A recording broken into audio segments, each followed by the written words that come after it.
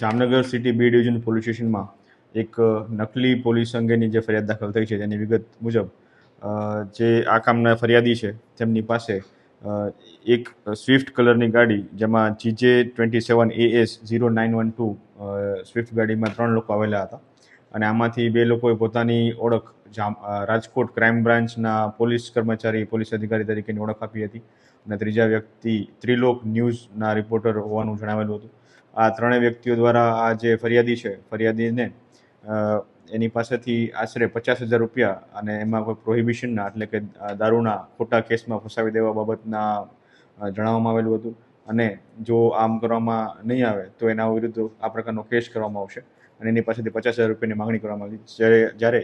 જે આ કામના ફરિયાદી છે એની સાથે રકઝક કરી અને અંતે 20,000 રૂપિયા એની પાસેથી લેવામાં આવેલા હતા. આવી જ રીતે બીજા પણ એક